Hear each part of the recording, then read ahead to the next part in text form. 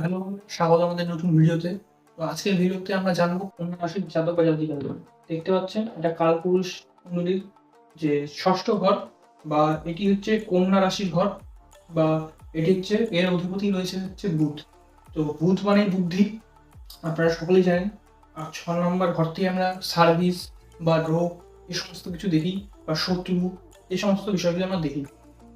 এবং আজকে আমরা কথা বলবো যে কন্যা রাশির জাতক বা জাতিকা তাদের মেন্টালি থট কিরকম, তারা কিরকম ভাবে। এদের মধ্যে সাধারণত দেখা যায় যে খুব ছোট বেলা থেকেই বয়স এদের খুব তীক্ষ্ণ হয়। রিসার্চ বলুন কিংবা অঙ্ক এই সমস্ত জিনিসে এনাদের প্রচুর ঝোঁক থাকে। তারপর বিভিন্ন দিকে দেখা যায় যে কোনো ব্যবসার দিকে এরা ছোটবেলাতে বিজনেস মাইন্ডেড হয়।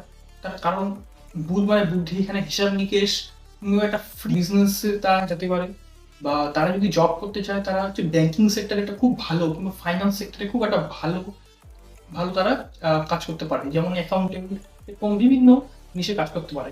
কিংবা তারা কিন্তু কম্পিউটার সায়েন্স খুব ভালো পারে, তার একটাই কারণ বুধ মানে বুদ্ধি, যেটা বললাম।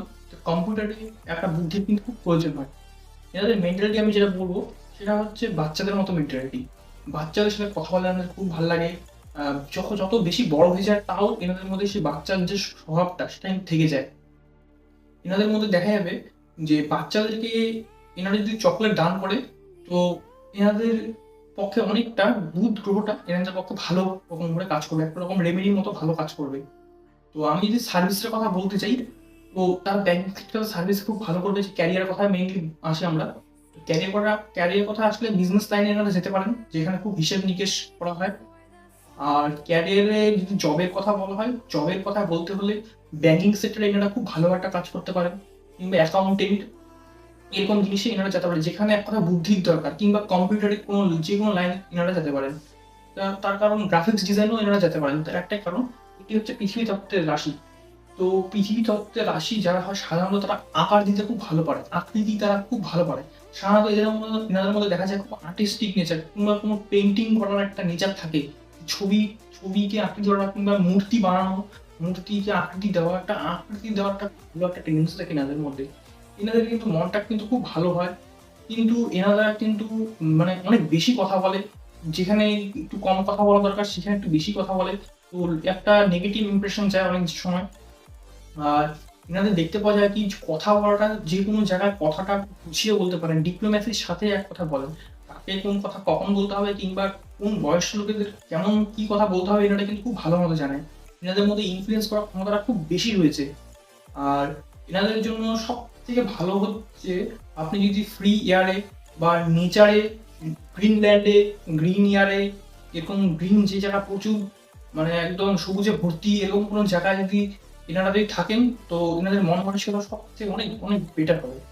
আর আমি যদি রিলেশনশিপের কথা বলি, তো এনারা যেহেতু রিলেশনশিপ বা এই সমস্ত যে কোনো জিনিসে খুব সিরিয়াস থাকে, প্রথমে জিনিসটাকে দেখে, অনেক কিছু ভাবে চিন্তে তারপর ডিসিশন নেয়। তো এনাদের রিলেশনশিপে বেটার করে অনেকটা অন্যান্য, যে যেহেতু বুধ রয়েছে, বুদ্ধি রয়েছে। এনারা কিন্তু একটু ভীতু টাইপের বা একটু হালকা মানে ভীরু টাইপের হয়। তার কারণ কন্যা রাশি জাতক বা জাতিকারা যে সাইন, সেটা দেখবে একটা মেয়ে বা নারী একটা রয়েছে। তো অনেকটা এটাকে নারীদেরকে রিপ্রেজেন্ট করে। অনেক সময় এনাদের মধ্যে একটু সাহসের অভাব লক্ষ্য করা যায়। আর আমি যেহেতু বললাম যে ৬ নম্বর ঘর, ৬ নম্বর ঘর দেখে আমরা বুঝি শত্রু, ঋণ। তো এনাদের মধ্যে দেখা গেছে শত্রুরা কিন্তু থাকবেই। শত্রুদের কাছ থেকে আমাদের বেঁচে থাকতে হবে। ঋণ থেকে আপনাদের মুক্ত থাকতে হবে।